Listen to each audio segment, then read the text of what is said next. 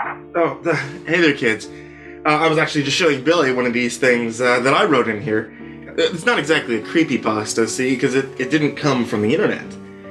It's actually an urban legend. And half the reason why I like doing this so much is because of these urban legends. There used to be this story about a set of haunted train tracks in the town that I'm from. Supposedly, years ago, there was a bus full of kids. And when that bus tried to cross the tracks, it got stopped. Unable to move, unable to start the engine, driver panicked, and the oncoming train smashed it to pieces, along with every child that was on board. And they say, if you stop your car on the train tracks, put the thing in neutral, then those children will push it until you're safe from the tracks. A load of malark, right? Actually, there was another urban legend I remember. I mean, they all sound so silly when you think about it, right? This one sounds pretty silly too. Bunch of kids making up stories. Trying to think of something that's actually spooky. Here's Candy Corn Man.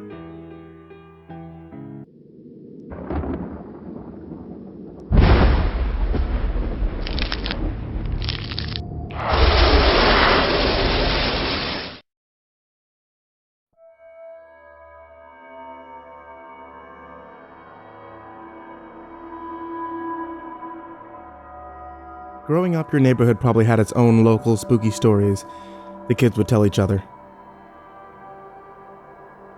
Stories that nobody knew the origins of. Well, I know exactly where the story of the Candy Corn Man in my neighborhood in Utah came from. See, I'm the one that made that one up. This started when I was 11 and my brother Michael was 7, so it would be around maybe 2002. There was an abandoned house that we'd walk by on the way home from school. Any of you that grew up in a smaller town probably had at least one of these around. The Candy Corn Man lived in that house. I told Michael one day in September. Well, nobody was sure he was actually a man, since nobody had really gotten a good look at him. All anybody knew was that he smelled like sardines, and that he had very long fingers that had extra 2 or 3 knuckles, so they could bend and flex in ways our fingers can't. If you didn't want him to bother you, you had to make sure to put a couple pieces of candy corn on the front steps of the creepy house every day in October, until Halloween. Candy corn was his favorite, and that's why his name was the Candy Corn Man. And you should never make him angry, because the Candy Corn Man can track you down no matter what. Oh, Michael believed me wholeheartedly. I still feel bad about that. I shouldn't have lied to him, even if I was just a kid. He still believed in Santa at that point, and since you gave cookies and milk to Santa, he guessed it made sense to give candy corn to the Candy Corn Man. Michael believed me so much that he told all the other kids in the neighborhood about the Candy Corn Man, and soon enough, everyone knew about him. I was pretty proud about my successful storytelling, and even bragged about it in secret to my parents. As the weeks went by, I started to hear variations on the story that I had invented from the neighborhood kids. Like that the Candy Corn Man wore a bowler hat, or that he was the ghost of a child kidnapper. The Candy Corn Man was becoming a neighborhood legend in its own regard. Michael took it upon himself to put 3 or 4 pieces of candy corn in front of the door of the house every day in October. And of course, they'd be gone when he came back the next day. Raccoons, probably. So it just made him believe more. So he would tell the other neighborhood kids, which stoked more excitement. He even started taking his friend Jordan, a fellow believer in the Candy Corn Man, every evening. "We're gonna go feed the Candy Corn Man," they'd tell Mom and Dad. And Mom and Dad would smile and tell them to be safe. 11-year-old me thought that the whole thing was hilarious. I really should have been nicer to Michael. Because Michael went missing 2 days before Halloween. According to his teachers, he had left school that day. But he never made it home. I remember all the policemen at my house. Our town only had 3,000 people. Kids didn't go missing very often. My mom was distraught. She had pulled up the couch next to the front door and slept there, hoping Michael would walk through the door. My dad didn't go to work, of course. He'd be out in the car driving around and trying to call out for Michael. The police said they were doing everything they could. I cried. A lot. Halloween was canceled at our house when it came, of course. Michael had been missing for 3 days, by the 31st, and I didn't want to go trick-or-treating without Michael. I popped Hocus Pocus into the VHS player while my mom sat on the couch by the front door, but I wasn't really watching it. I just wanted Michael. Around 5, before any trick-or-treaters would be coming, the doorbell rang. My mom eagerly answered it, but it was only Jordan, Michael's friend. He was holding an entire bag of candy corn. I have to feed the candy corn man, but I'm scared by myself, he said to my mom. Can you come with me? My mom scolded Jordan and cursed his parents. He really shouldn't be out by himself. Jordan pointed out that if she went with him, he wouldn't be alone. Smart little 7-year-old. She sighed and told him that she really needed to be home in case Michael showed up. The old house was close enough, and it was still light out, so she agreed and sent me with Jordan, so long as I took her cell phone and my pocket knife. Looking back, she probably shouldn't have let me go. She was exhausted and distraught. Jordan and I walked to the old house. When we got there, it looked just as abandoned and creepy as ever, and the fact that it was Halloween made it worse. Mr. Candy Corn Man? Jordan called out to the house. I heard from Robbie down the street that you grant wishes. I brought you a whole bag of candy corn today. I wish that you'd bring back Michael. I miss him. Thank you.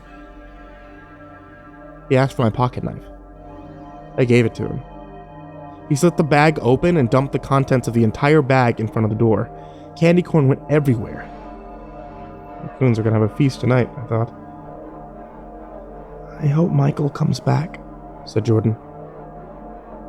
I told him that I did too.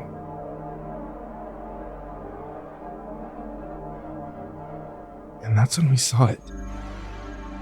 2 long fingers slowly and quietly slid out from under the gap of the door. They were thin and gritty looking, and I swear they had more knuckles than natural. Jordan and I immediately froze from the size of his eyes. I could tell that this had never happened before. The fingers fumbled quietly for a second or two, but they eventually found a piece of candy corn, closed around it, and retracted slowly again under the gap until they disappeared.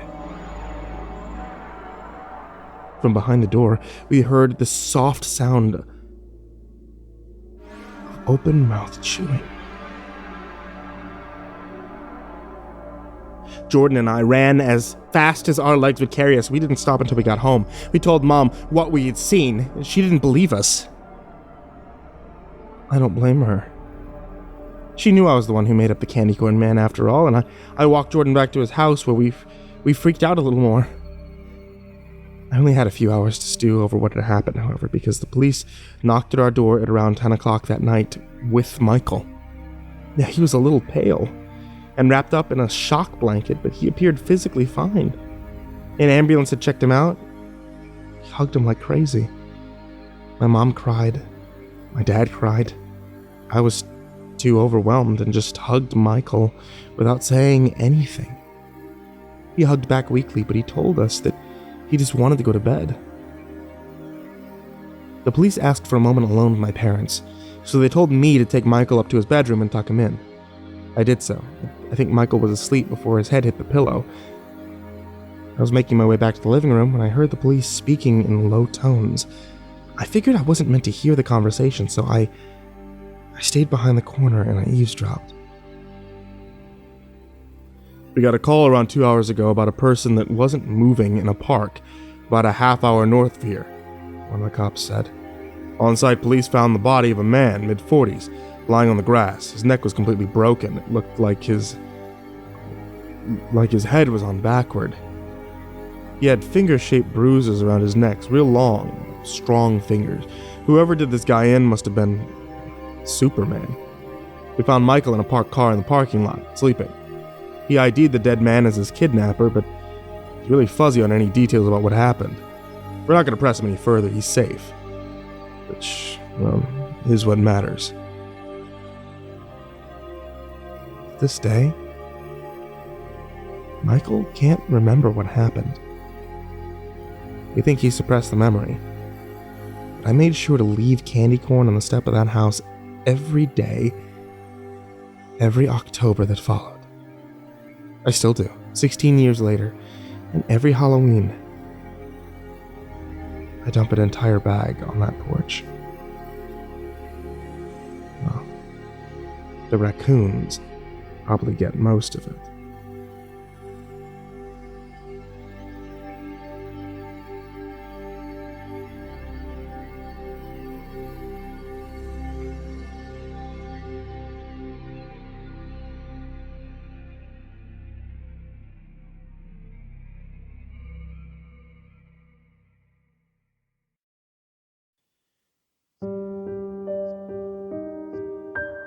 Hey there kids, and happy October. It's me, MrCreepyPasta, and I just wanted to tell you a couple things that are happening this October that haven't ever happened before. First off, if you take a look at the channel, you'll notice that I'm currently live. That's right, we started up doing a Halloween horror radio program. That means 24/7 without interruption, you'll be hearing CreepyPasta stories, read by yours truly. And as well as a few other guests that we've had on the channel before. The other thing are Halloween exclusive t-shirts. These t-shirts are available in the MrCreepyPasta link down below in the description. Actually, at any point if you want to check out the description, feel free to scroll down and see what kind of cool stuff's going on down there. Oh, and of course, the Halloween countdown starts on the 18th. Look forward to seeing you all. And sweet dreams.